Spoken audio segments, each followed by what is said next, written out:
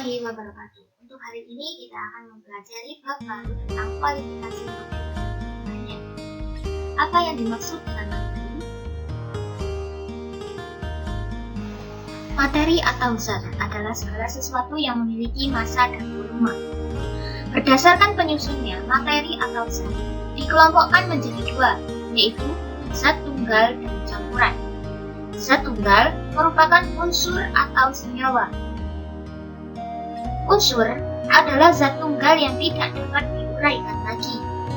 Unsur terbagi menjadi tiga kelompok, yaitu unsur logam yang bersifat konduktor, unsur non-logam yang bersifat isolator, dan unsur semilogam yang memiliki sifat kedua-duanya. Sedangkan untuk senyawa yaitu gabungan dari beberapa unsur yang terbentuk melalui reaksi kimia. Contohnya yaitu oksigen. Oksigen merupakan senyawa yang terdiri dari dua unsur oksigen. Kemudian ada contoh amonia atau NH3 yang terdiri dari satu unsur nitrogen dan tiga unsur hidrogen. Kemudian ada contoh lagi asam cuka atau CH3COOH. Asam cuka mempunyai dua unsur karbon, 4 unsur hidrogen, dan 2 unsur oksigen. Campuran merupakan gabungan dari beberapa unsur atau senyawa yang terbentuk tidak melalui reaksi kimia. Campuran terbagi menjadi dua, yaitu campuran homogen dan heterogen. Campuran homogen biasa disebut juga dengan larutan. Campuran homogen tidak bisa dibedakan lagi mana antara zat pelarut dan juga zat yang terlarut. Contohnya yaitu larutan gula, larutan garam, dan air sirup. Sedangkan campuran heterogen masih bisa kita bedakan mana zat pelarutnya dan juga zat terlarutnya. Contohnya yaitu campuran besi pasir, tanah, air sungai, air laut, adonan kue, udara, dan lain-lain.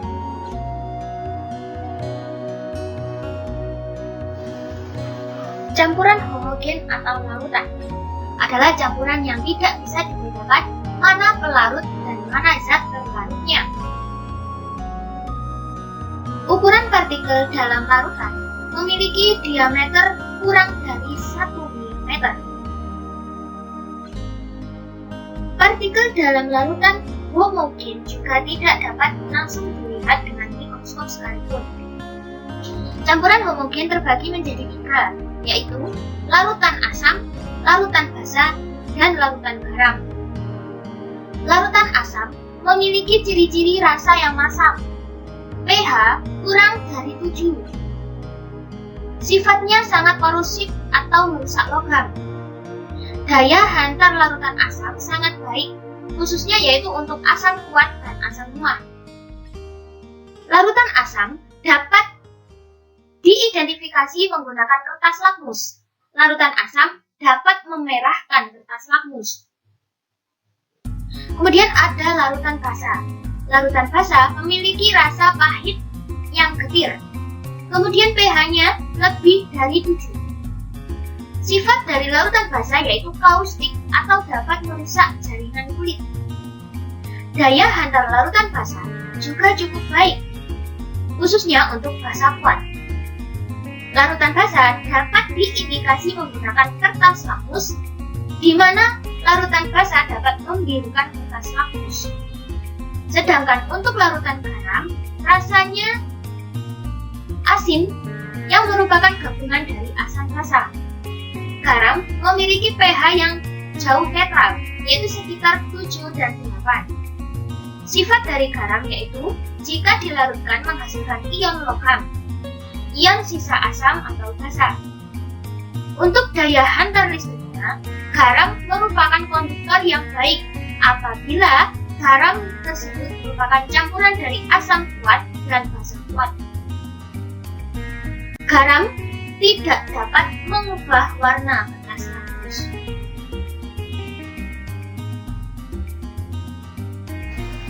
Untuk mengetahui derajat keasaman dari suatu larutan, kita dapat menggunakan beberapa alat sebagai berikut. Kita dapat melakukan pengecekan dengan menggunakan indikator alami, Contohnya yaitu dengan menggunakan sari bunga sepatu, pacar air, kunyit, dan juga kubis bumbu. Selain itu, kita juga bisa mengindikasi dengan menggunakan kertas lakmus merah dan juga kertas lakmus biru. Kemudian, kita juga bisa menggunakan larutan indikator seperti metil merah, metil jingga, phenolphthalein, dan juga bromine biru. Beberapa perubahan warna untuk larutan asam, basa, dan garam dapat kalian pelajari di tabel berikut ini. Agar lebih mengetahui derajat keasaman atau kebasaan dari suatu zat, secara akurat dapat kita lakukan menggunakan dua alat berikut ini, yaitu indikator universal dan juga pH meter. Dengan menggunakan kedua alat ini, kita bisa langsung mengetahui dengan angka berapa derajat atau pH dari larutan asam maupun larutan basa.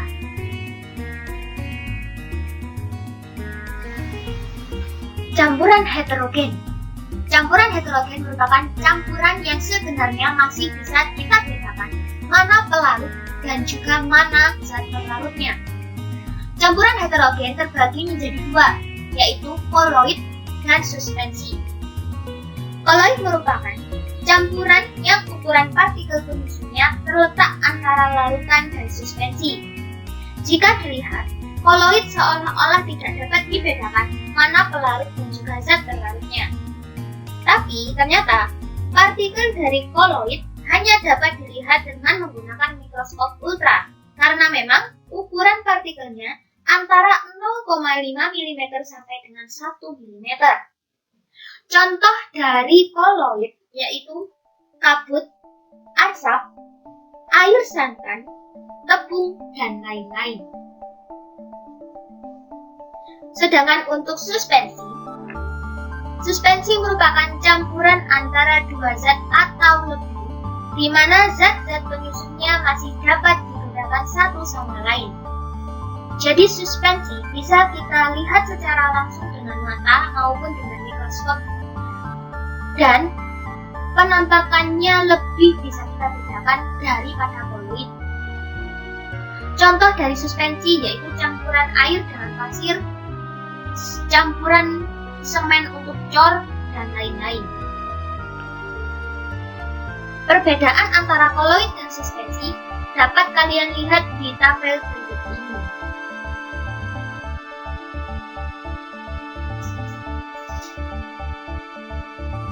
Berikutnya kita akan mempelajari tentang bagaimana cara memisahkan campuran. Campuran ternyata dapat dipisahkan dengan cara-cara tertentu.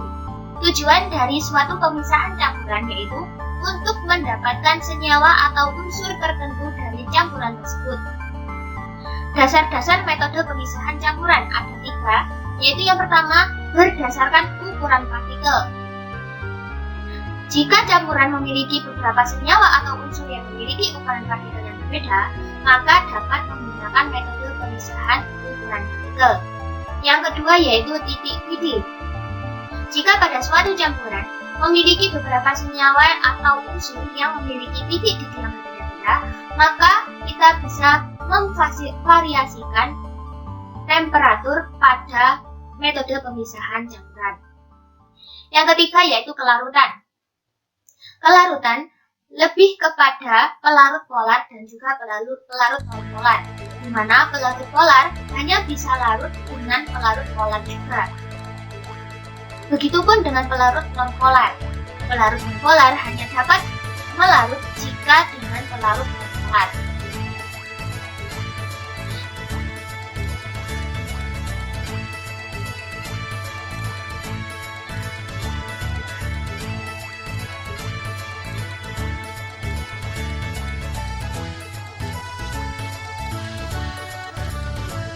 Pemisahan campuran yang pertama yaitu filtrasi atau penyaringan. Penyaringan merupakan salah satu metode pemisahan campuran berdasarkan ukuran partikelnya. Contohnya yaitu ketika kalian mengayak tepung yang hendak digunakan untuk adonan. Tujuan dari pengayakan tersebut adalah agar tepung dapat lebih halus dan tidak dapat terkepal. Kegiatan pengayakan tepung tepung tersebut merupakan contoh dari kegiatan filtrasi atau penyaringan. Penyaringan dalam kegiatan kimia merupakan pemisahan yang berdasarkan atas ukuran partikel dari suspensi. Dalam kegiatan kimia, filtrasi dapat bermanfaat bagi kegiatan penyaringan limbah pabrik atau industri, bisa berupa cair maupun padatan.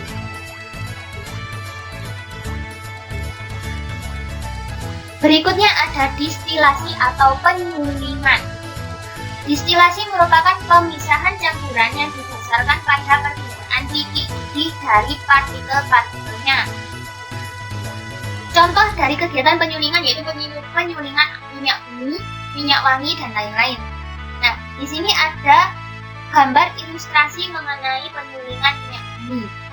Minyak bumi yang diambil dari perut bumi itu ternyata terdiri dari beberapa campuran yang bisa dipisahkan oleh manusia berdasarkan titik-titiknya.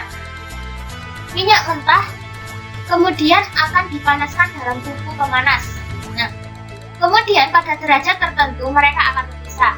Contohnya yaitu liquid gas yang memiliki titik didih paling rendah yaitu 30 derajat Celcius, itu akan memisah sendiri ke bagian tungku pengumpulnya.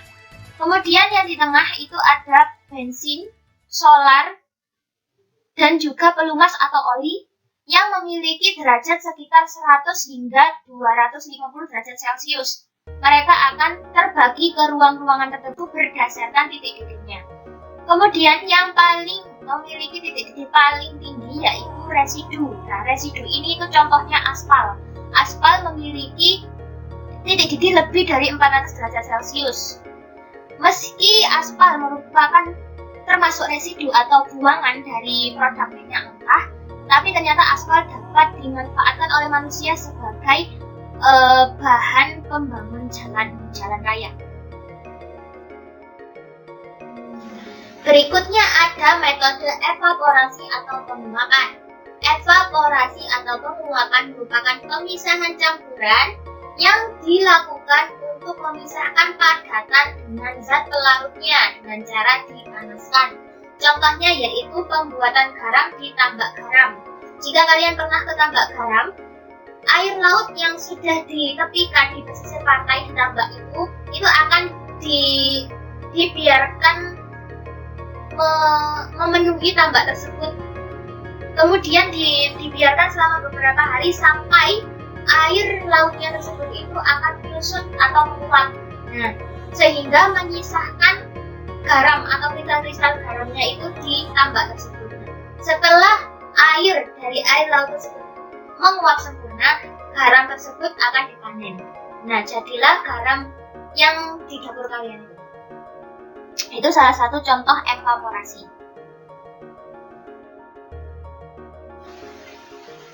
Selanjutnya ada metode kristalisasi atau pengkristalan. Kristalisasi merupakan proses pemurnian zat padat berdasarkan perbedaan kelautan. Sekilas kristalisasi memang terlihat seperti evaporasi, namun metode dan caranya itu sedikit berbeda. Kita lihat pada gambar, di sana ada air dengan campuran garam. Nah, airnya itu kemudian dipanaskan, lalu didinginkan dan dilarutkan dengan pelarut lainnya. Nah, perbedaan antara evaporasi dan kristalisasi yaitu apabila evaporasi mengacu kepada zat pelarutnya, kristalisasi lebih mengacu kepada zat terlarutnya.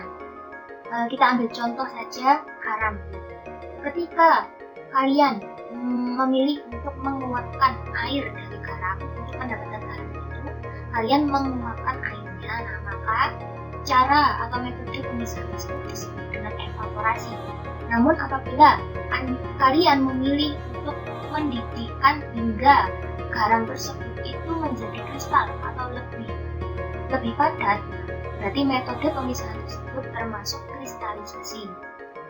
Itu bedanya antara evaporasi dan kristalisasi. Berikutnya ada metode pemisahan sublimasi. Pemisahan campuran sublimasi merupakan pemisahan campuran berdasarkan kemampuan salah satu partikel penyusunnya yang dapat menyublim. Contohnya yaitu pasir yang bercampur dengan kapur barus. Ya. Untuk memisahkan kapur barus dengan pasir, kita bisa menggunakan metode sublimasi. Kalian sudah tahu kan kalau kapur itu lebih mudah apabila dipanaskan itu akan berubah menjadi gas. Ya. Nah, itu merupakan peristiwa menyublim. Sublimasi itu dasarnya itu memilih partikel penyusun yang mudah menyublim. Nah, di sini campuran antara kapur barus dengan pasir yang mudah menyublim itu adalah kapur barus. Jadi kita bisa menggunakan metode ini pada kapur barus dan pasir. Kemudian di atasnya dikasih es batu agar kapur barus yang terbentuk menjadi gas itu akan lebih mudah atau lebih cepat membentuk padatan lagi. Begitu. Jadi nanti kapur barusnya akan menempel di kaca bawahnya es batu.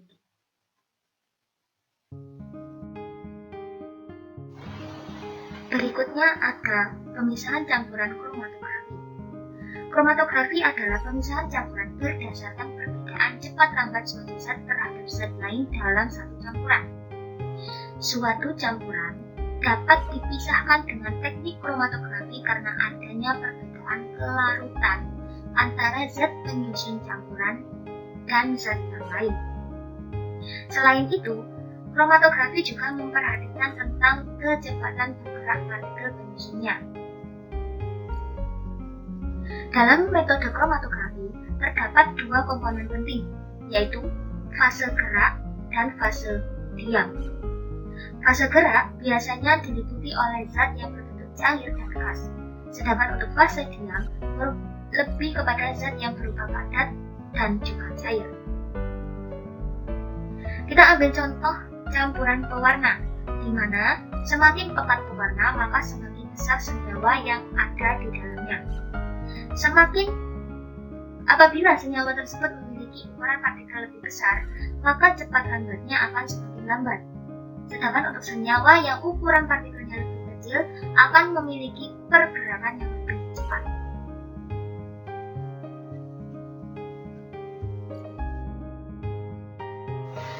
Kemudian ada pemisahan campuran metode dekantasi. Dekantasi merupakan pemisahan campuran dengan cara menuangkan cairan secara perlahan agar suspensi yang lebih besar akan tertinggal. Suspensi itu maksudnya padatannya ya, atau zat terlarutnya. Nah, dekantasi ini mungkin terlihat seperti filtrasi, namun cara atau metode pemisahannya itu sedikit berbeda. Kita lihat gambar pada ilustrasi yang terlihat. Di situ campurannya akan dialirkan ke bidang miring, ke bidang pengaduknya. Ya. Nah, secara perlahan cairannya itu akan turun ke bawah. Nah, sedangkan padatannya itu akan tertinggal di cangkir yang di atasnya. Nah, dekantasi ini dirasa kurang efektif karena padatan bisa saja ikut tersaring ke bagian bawah. Selanjutnya ada pemisahan campuran dengan metode magnetisasi. Seperti namanya, pemisahan ini berdasarkan kemampuan salah satu partikel penyusun campurannya memiliki sifat kemagnetan. Nah, di sini ada ilustrasi pemisahan campuran berupa padatan, di mana campuran padatan tersebut itu ada yang memiliki sifat magnetik dan ada juga yang tidak bersifat magnetik. Nah, di bagian rodanya kita kasih magnet sehingga campuran atau partikel yang memiliki sifat magnetik akan menempel di roda. Sedangkan yang tidak memiliki sifat magnetik akan terpisah dari roda tersebut.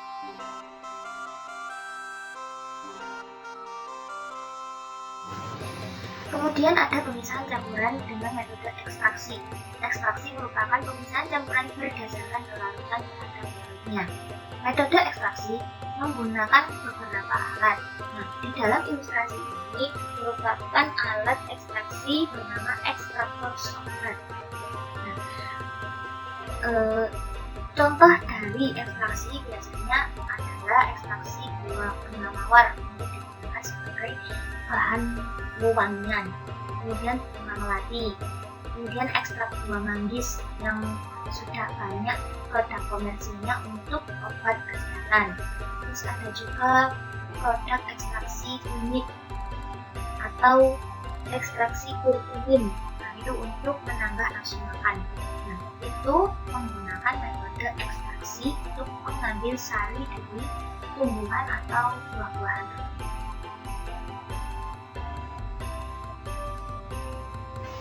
Setelah itu ada metode sentrifugasi. Metode sentrifugasi merupakan pemisahan campuran zat padat dengan zat padat lainnya atau zat cair dengan zat padat yang sangat halus dengan cara diputar. Jadi nanti sampelnya akan ditaruh di sebuah tabung seperti pada gambar, kemudian dimasukkan ke alat sentrifugasi seperti pada gambar. Alat tersebut akan berputar dengan kecepatan tertentu. Ketika berputar, beberapa zat yang ringan akan berposisi di atas, sedangkan senyawa yang memiliki massa jenis yang lebih berat itu akan berada di bawah. Jadi diputar hingga campuran atau zat-zat campuran yang ada di tabung tersebut terpisah dengan sendirinya.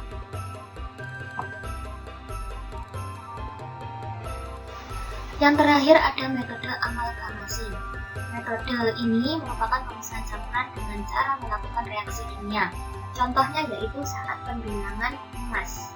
Nah, emas ketika ditemukan di alam itu pastinya tercampur dengan beberapa mineral. Ya, untuk memisahkan emas murni dengan beberapa mineral tersebut, maka dibutuhkan zat lain untuk mengikat emas tersebut. Nah, emas ini dapat diikat dengan zat air raksa atau merkuri. Nah, jadi ketika campuran emas dan mineral-mineral tersebut dicampurkan dengan air raksa, secara otomatis emas itu akan menggumpal dan berkumpul dengan air raksa sebagai bentuk cairan. Kemudian cairan tersebut akan didulang secara perlahan oleh orang-orang di tambang tersebut, kemudian diperas untuk menghilangkan merkuri dan air raksa tersebut.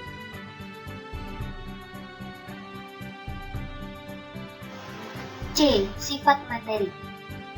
Setiap materi memiliki sifat yang berbeda. Tujuan mengetahui sifat dari materi-materi adalah untuk mengetahui kegunaan serta kemungkinan ketika kita bersinggungan dengan materi tersebut. Sifat materi umumnya dibagi menjadi dua, yaitu sifat fisika dan sifat kimia. Sifat fisika. Sifat fisika merupakan sifat materi yang dapat langsung kita amati dengan panca indera kita.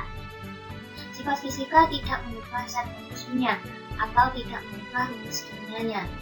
Yang pertama, wujud sifat fisika yaitu wujud zat. Wujud zat ini maksudnya yaitu zat yang berupa padat atau cair atau gas.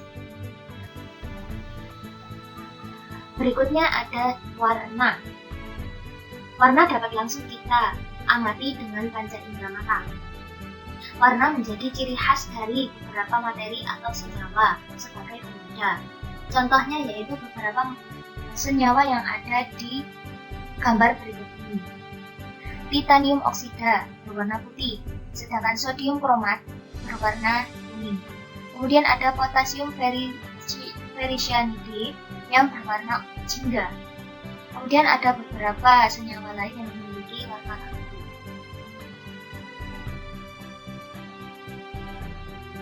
Yang ketiga, kekeruhan. Kekeruhan dapat langsung kita perhatikan dengan panca indera mata juga.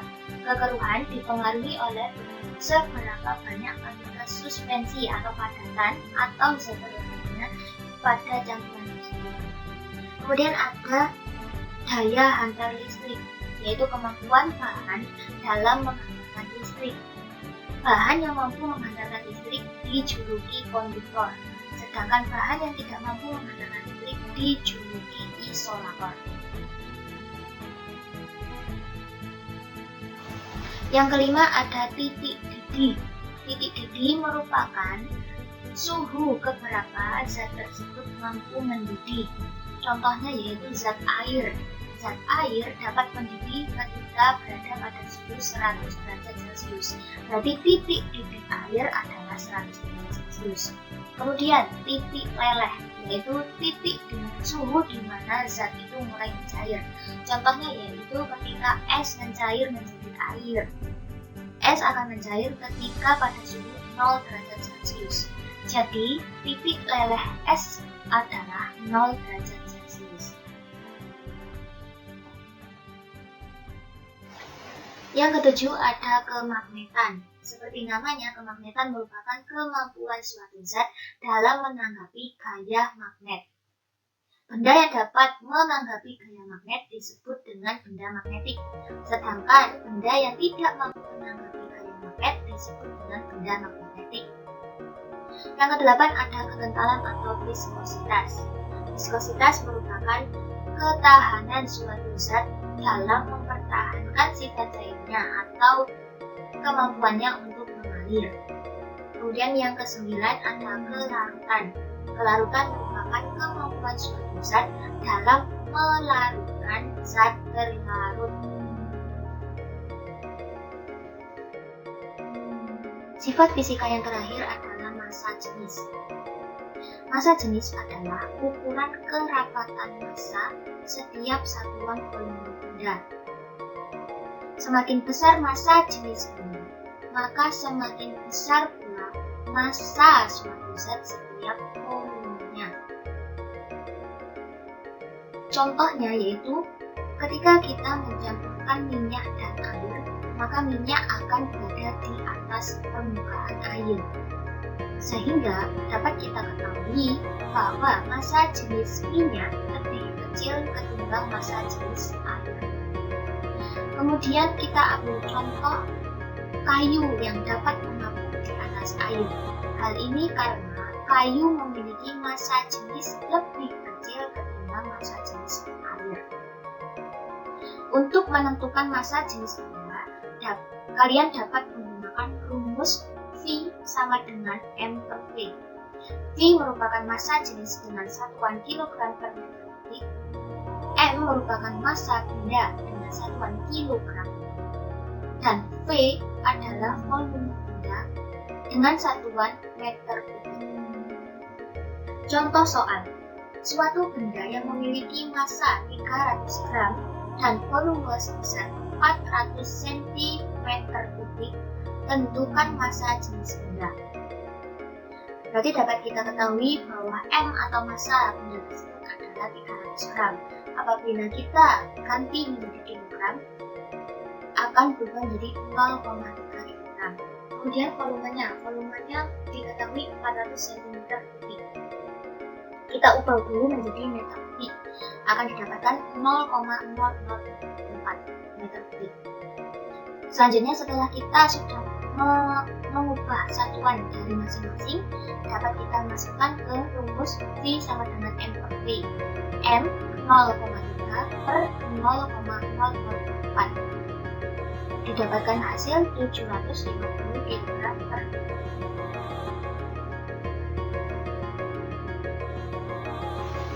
Contoh soal lainnya, sebuah kubus kayu memiliki volume 5 cm kubik. Jika massa jenis kayu 250 gram per cm kubik, maka massa kayu tersebut adalah, kalian harus jeli dalam membaca soal. Yang diketahui pada soal adalah volume, yaitu 5 cm kubik.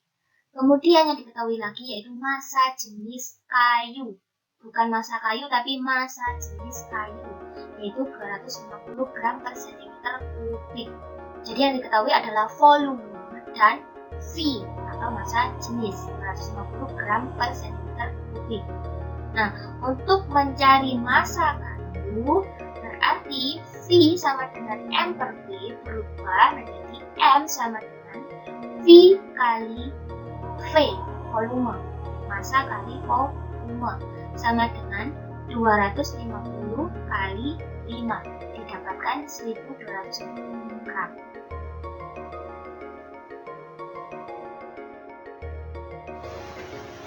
D. Perubahan materi. Perubahan materi adalah perubahan sifat suatu zat menjadi zat lain atau hanya berubah secara fisik saja. Secara umum, perubahan materi terbagi menjadi dua, yaitu perubahan fisika dan perubahan kimia. 1. Perubahan fisika. Perubahan fisika hanya berubah bentuk. Zat hanya mengalami perubahan bentuk tanpa menghasilkan zat baru, tanpa mengubah zat bentuk. Contohnya yaitu air.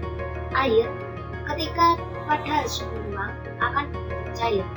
Sedangkan apabila berada pada suhu yang dingin, air akan berubah menjadi padat atau membeku. Kemudian, apabila air dipanaskan, air akan berubah menjadi gas atau menguap. Peristiwa-peristiwa perubahan sifat fisika dapat dilihat pada bagan berikut. Ketika gas mengembun, dia akan menjadi cair. Ketika cairan membeku, akan menjadi padat. Ketika padatan mengalami penyubliman, akan berubah menjadi gas. Kemudian kebalikannya, apabila gas mengalami pengkristalan, akan berubah menjadi padat. Ketika padat mencair, akan menjadi semua cairan. Apabila cairan menguap, akan berubah menjadi gas. Menyublim, mencair dan menguap akan memerlukan kalor atau panas untuk mengubahnya.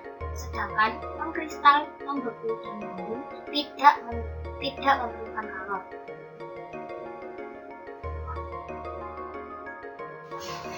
2. Perubahan kimia. Perubahan kimia merupakan perubahan yang tidak dapat dikembalikan lagi seperti semula, karena perubahan kimia bukan hanya mengalami perubahan bentuk, namun juga mengalami perubahan rumus kimia sehingga dapat menghasilkan zat baru. Contohnya yaitu ketika nasi dibiarkan lama-lama akan menjadi basi. Nasi itu secara kimia, nasi akan berubah menjadi nasi basi. Kemudian ada beberapa contoh lagi di bawah ini, yaitu A. Perubahan karena pembakaran. Contohnya yaitu kertas yang dibakar menjadi abu. Nah, abu tidak dapat lagi menjadi kertas. Kemudian yang kedua yaitu perubahan kimia karena korosi atau pengaratan. Contohnya yaitu pengaratan besi. Nah, ketika besi berkarat, pastinya kita tidak akan bisa merubahnya lagi menjadi besi yang utuh, ya kan? Nah, bagian besi yang berkarat itu akan menjadi zat baru. Kemudian yang ketiga, perubahan kimia karena pembusukan. Nah, ini contohnya yaitu nasi yang basi dan buah yang membusuk. Yang keempat, perubahan kimia karena peragian atau fermentasi. Contohnya yaitu fermentasi singkong menjadi tape. Nah, ketika singkong sudah menjadi tape, pastinya tape tidak dapat kita kembalikan lagi menjadi singkong. Kemudian susu menjadi keju. Keju tidak mungkin kembali lagi menjadi susu, tidak mungkin karena sudah berubah rumus kimianya. Kemudian kedelai menjadi tempe. Tempe tidak mungkin kembali lagi menjadi kedelai. Kemudian yang terakhir adalah perubahan kimia karena proses makhluk hidup. Proses di sini maksudnya yaitu seperti proses pernapasan, proses pencernaan, fotosintesis dan lain-lain. Jadi dapat kita bedakan ya antara perubahan fisika dan perubahan kimia ya. Kalau perubahan fisika itu hanya mengalami perubahan bentuk, tidak membentuk zat lain. Sedangkan kalau perubahan kimia selain mengalami perubahan bentuk juga menghasilkan zat baru dan mengalami perubahan rumus kimia. Ya, itu bedanya. Cukup sekian pelajaran hari ini. Untuk bab 3, silahkan dipelajari lagi di LKS. Untuk tugas hari ini, mengerjakan LKS uji kompetensi 3 halaman 69 pilihan ganda saja. Dikumpulkan tenggat waktunya hingga sore nanti. Terima kasih atas perhatiannya. Wassalamualaikum warahmatullahi wabarakatuh.